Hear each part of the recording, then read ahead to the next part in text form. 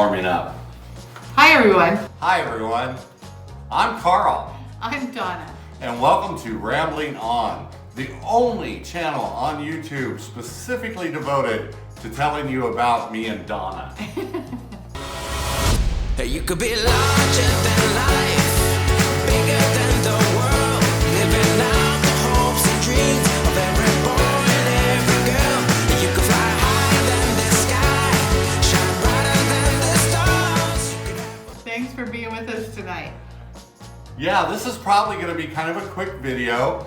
We're like you guys, we are very busy right now.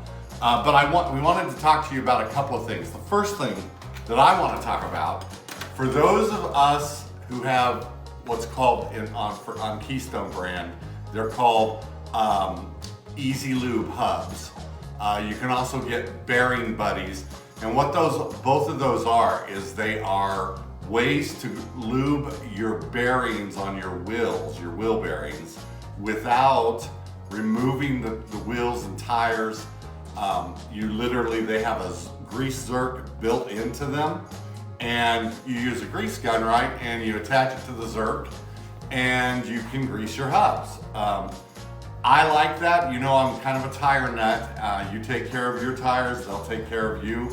Well, the same thing goes for your wheel bearings, and we sometimes forget how important those are and how catastrophic it can be if they blow out on you and they heat up and they seize up, and you can literally spin your wheel or the hub right off of the rig and your tire goes rolling past you. It's important to keep them greased. We don't travel that much in Beauty, but my plan or my thought is to grease them a minimum of once a year. And of course, anytime you pull over, anytime you stop for any reason just about, you kind of want to put the back of your hands on your hubs, walk around your rig, and if those hubs are hot, you may have a problem, right? So I do that every time I fuel up, is I check the hubs, and if we pull over at a rest area, I check the hubs. You've had 47 different grease guns. Why this one? Okay, thank you for asking that question. Here's what I like about this Lumax, and we're gonna put a link to it. I keep bumping the table, I'm sorry. We're gonna put a link to it down below to our Amazon items for you to purchase if you want to. You can go straight to Amazon. We don't get anything for it. No, if you purchase through us, we do. But the bottom line is, pick one of these up, and here's why. I'm about to tell you why. The Lumax, and I've not tested it yet, that will be in a later video, but I'm 90% sure it's going to do everything it's supposed to do. The Lumax costs $18. So you put this cartridge in to the gun, right? You operate the spring handle to get the pressure going on the tube of grease. And then over here, I should have taken this out. Over here is the fitting that goes into the gun, and it goes into your hub. And it clicks on your Easy Lube hub or your Bearing Buddy or whatever brand you might have, and you grease it. But here's what I like the most about this, is that anybody who's handled grease guns before, you know that they are messy. When you're done, if you're me, you put them in a big baggie, and grease gets all over the inside of the baggie, and then when you go to use it again, it's all covered in grease, and it's just gross. And it's thick, heavy grease, right? So it sticks to you, and your hands smell like grease for like 2 weeks. Anyway, with Lumax, it's $18. It's not really considered a throwaway, but I consider it that. I'm thinking if it's 20 bucks to lube all 4 of my hubs once a year, I don't need to keep this thing around. My plan is to toss it. As a matter of fact, this carriage appears to be plastic. It's meant for limited use. It's not meant to be a heavy-duty industrial grease gun. So I wanted to point that out to you, that there is a cleaner, easier way to grease your hubs if you have Bearing Buddies or Easy Lube hubs like we do. So that was the first thing. To segue that, we had some friends this week who lost 2 tires. Not 1, but 2 tires. Let's talk about that. Remember, take care of your tires, they'll take care of you. And these friends of ours, and they're actually, we actually enjoyed our week with them, but don't bang the table.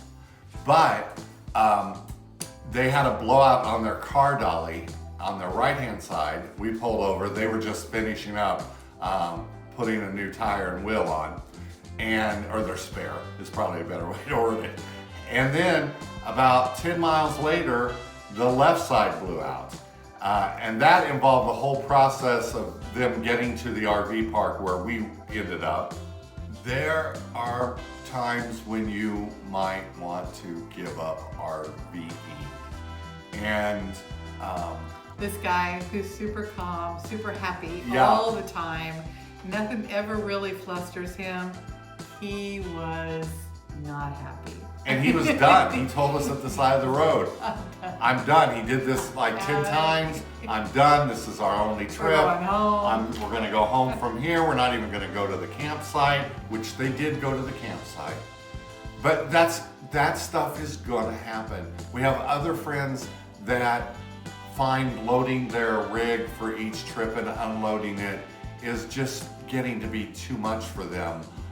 Like us, you know, a lot of the people we hang out with are older, right? So what happens is, older like us.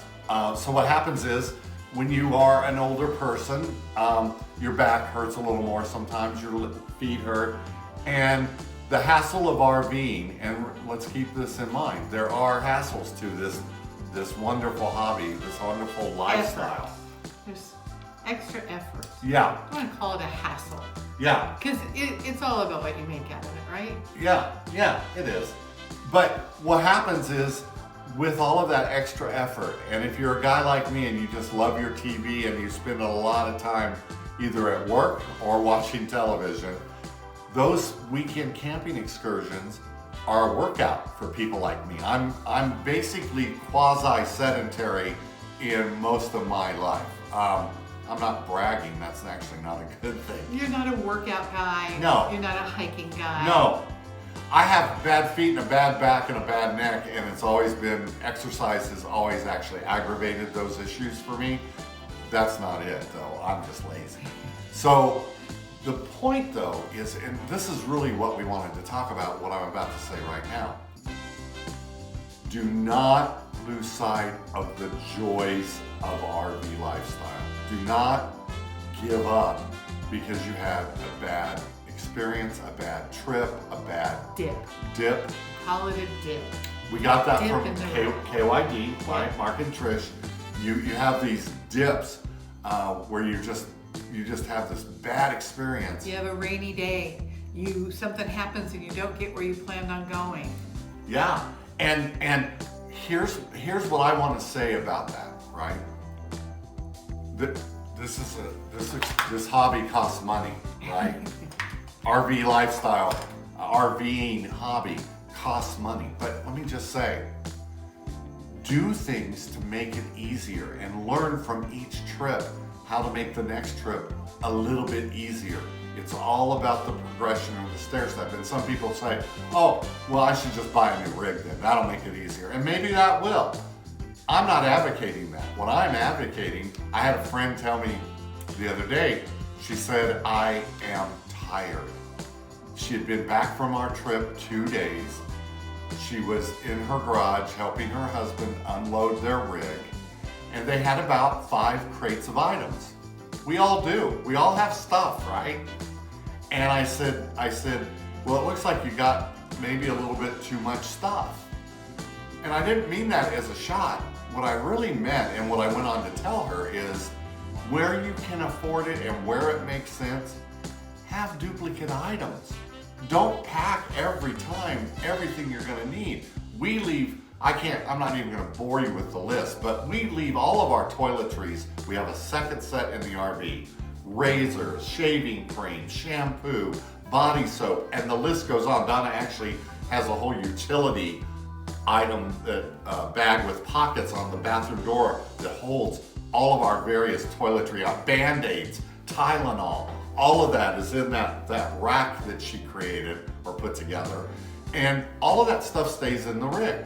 Now, there's a consideration, what will or could the heat, severe heat or severe cold do to those things? So you gotta kind of keep that in the back of your mind. But I have another friend who packs up his household garden hose to take it on trips with him. We have like, and again, it's what you can afford and it's what you think you want to spend. I get that.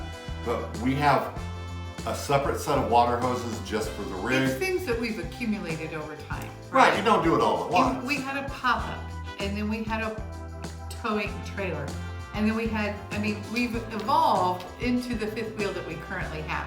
So, but if you think of it as a second house, then you have to think of it like you're stocking a second house. Right. I was grabbing her arm because she's shaking the table, and that's a habit we both have because it's a table. Can't talk without moving. I know, me neither. And the camera's over there going, la la la la. So, but you're right. So what my point is don't let one trip cause you to give it up. It's not what it's supposed to be. We all know, if you own an RV, there's constant repairs going on. We're going out this Sunday to the storage area to do some repairs and maintenance on our RV. That comes with the territory, and you gotta kind of know that going into it, right? But also, wherever you can, do things to make it easy. I'm fortunate, I have a V-Air air compressor in my rig. Guess what else I have? I have an air-actuated bottle jack that works off of air pressure that will work with that compressor. Like he's ever gonna change a tire. Exactly. But if I was gonna do that, I wouldn't have to do all of this with the bottle jack. I just push the trigger and it airs it up and raises the jack. My point is, and I don't know, I'm not expressing it well, but my point is that make sure you want to give it up before you give it up, because for us anyway, we feel, or I feel, the joys far outweigh the expense, far outweigh the hassle, or the, what'd you call it, efforts? Yeah, but it's kind of like your animals, your dogs. They're here for a short while. They're expensive. It takes a lot of effort to participate with them in your world, but the joy, the exchange, the joy that you get out of having them makes it worthwhile. So look for the joy, right? Just embrace the joy and the memories and the things that you're creating. If you're traveling with children, you get 18 summers with your kids. That's it, and then it's over. So you have to embrace those things. That's what you're doing this for, right? And we have a little mantra. It's called 2 for the road, okay? There are really only 2 things, if it's possible, for you to get down to loading and unloading. What are they, Donna? Food, Food, clothes. clothes.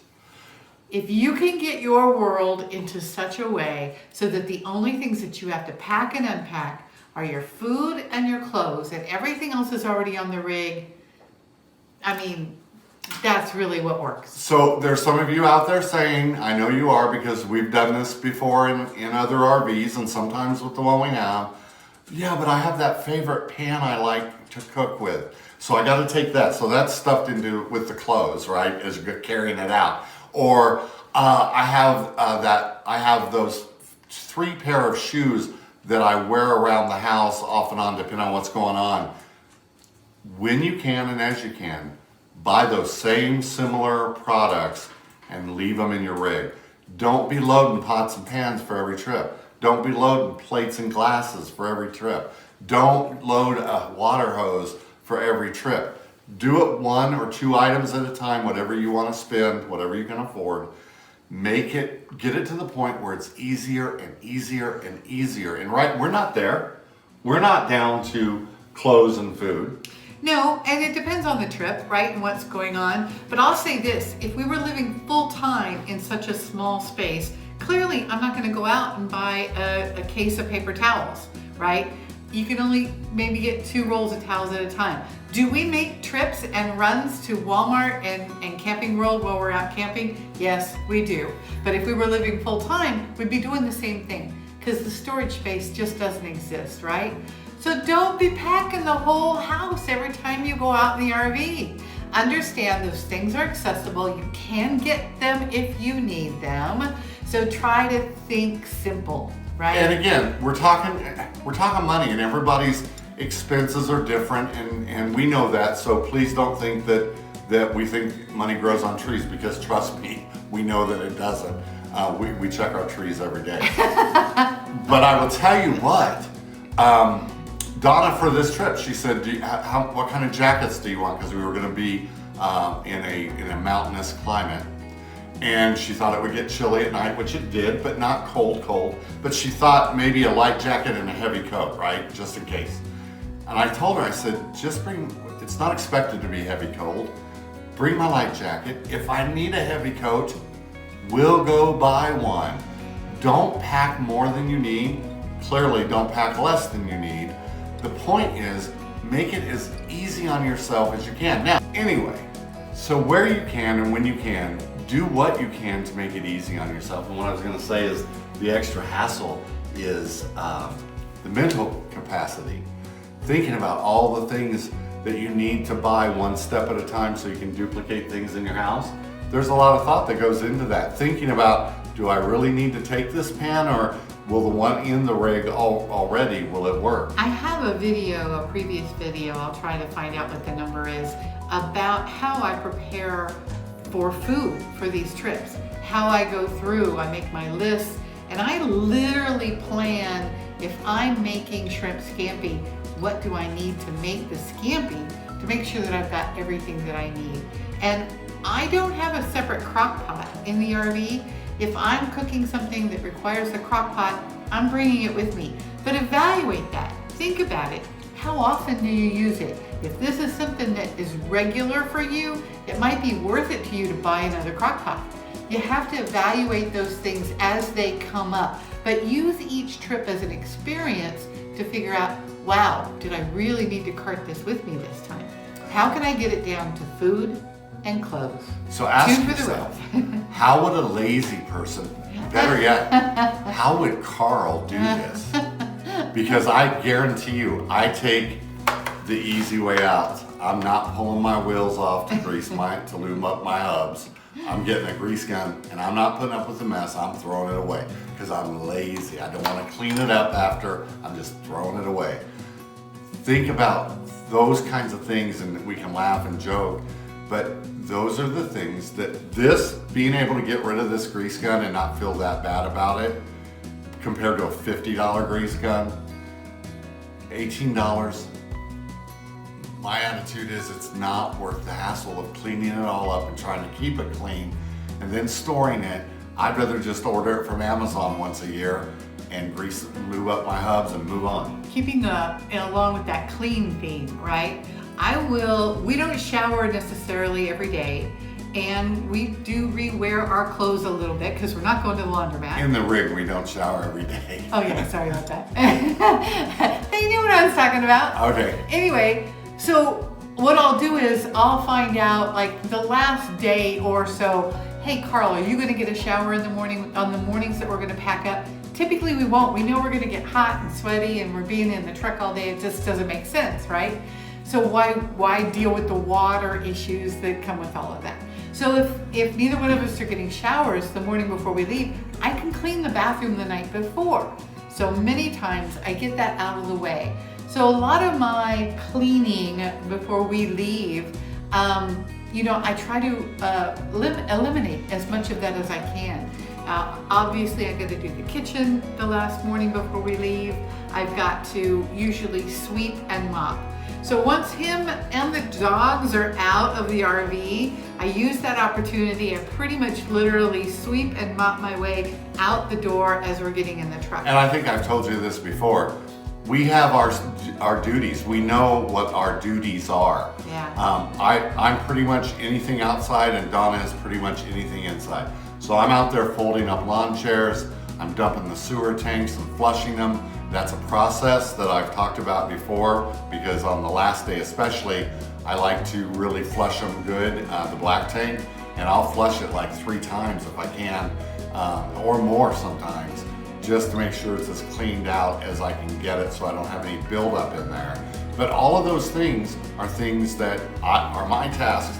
She has her tasks.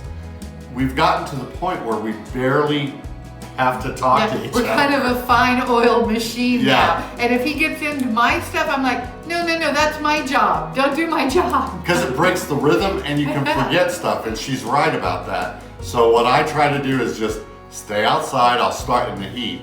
I'll start my truck and let it idle, turn on the air for the dogs. We'll put the dogs in the back, which is where they ride. And they're comfortable and they're secure and safe. Sometimes we chain them up, but whatever. We get them out of her way. And then we go about our tasks. And again, once you have a plan and it works, stick to your plan. Because when I come inside and start trying to bring in a slide out, Yeah. I've got the slide out system down, like I know what furniture's in the way and what things fall during What to our look for. trip. Yeah, what to look for. So I kind of made the slide outs kind of my job, right? And so if he starts messing with the slide outs, I'm like, no, wait, I didn't check the chair or the trash can or whatever it is that's in the way. yeah, I got to stay out of her business and she has to stay out of mine, because that's how you forget stuff. That's how you. What did I leave? Oh, Lock. I left the keys in our outside control panel for the leveling system. I left the keys there because I broke my routine. I forget why I broke it, but I remember I broke it. And the keys were in there, and she's like, "You ready to go?" I said, "Yeah." I'm very smart alecky. She said, "Are you gonna take these keys off this door and bring them?" But another good point, why we both do a walk around. We both do a final walk around separately. And that's why. It is to, kind of see if we see something that the other one didn't see. And always remember, when you're doing your walk around, look up and look down. Yeah. A lot of people, me included, I tend to get real tunnel vision, and I'm checking my tires, I'm checking everything, wasting below. But there's stuff that could be going on up top that you're not even thinking about. You might have hung something up there to dry, you might have hung something up there as a decoration. Who knows? But check it. Look for trees for when you pull out. Am I going to hit a tree on the pull out? That kind of thing, right? Listen, I want to tell you something, and I'll apologize at the same time. Donna said during our short break while we were waiting for Coco to finish her barking fit, Donna said, "You sound like you're preaching to people," and I apologize for that.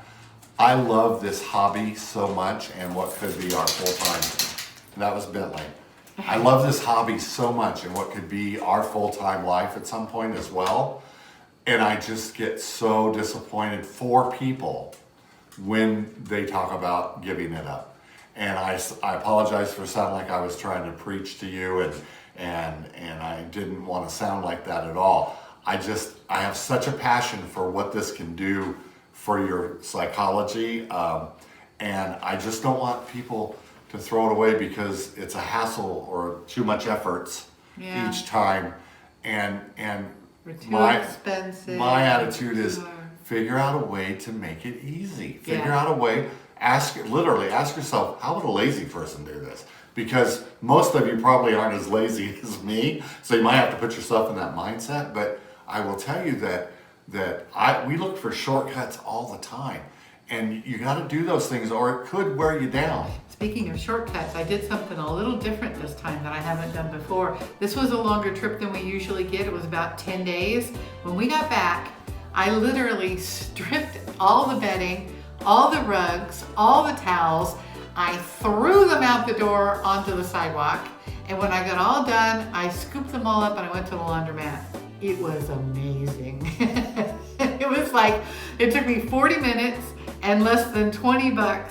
And I was done and home and going, why haven't I done this before? It was great. It was all great. All done at the same time, right? Yeah. And not one load after a load after a load. And when she says she threw it on the sidewalk, as you may remember, we park for loading and unloading. We park on the street in front of our house, and of course there's a sidewalk there. That's what she's talking about. So, and God help us someday if the neighbors walk them by, they get covered in sheets and towels.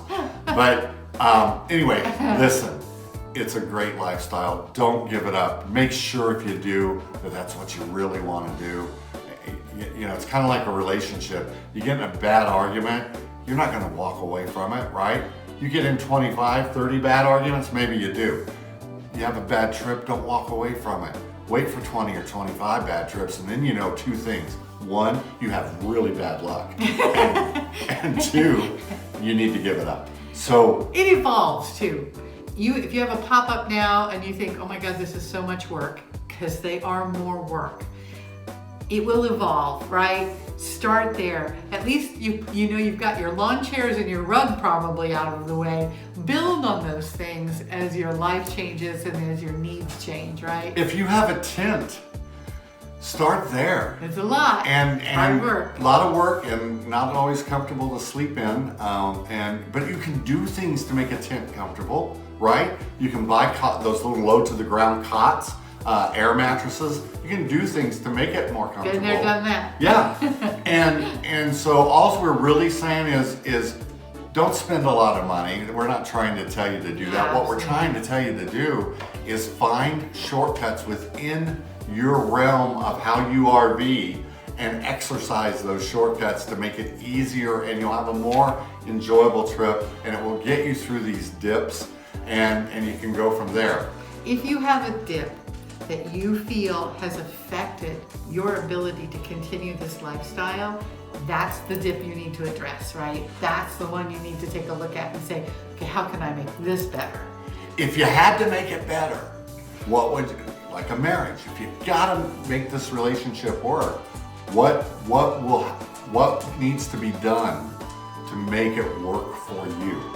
And it's basic relationship counseling, because believe me, by the time you roll around under your rig and dump the sewer tanks, you're in a relationship. He needs to learn that his shoes go all the way back to the closet. Yeah. And Post-it notes can help you with that. So listen, thank you for tuning in today. Next week, we'll be showing you our trip. We appreciate all of you for joining us when you join us. Thank you, thank you, thank you. And remember to Like share, and subscribe. and we'll see you next week.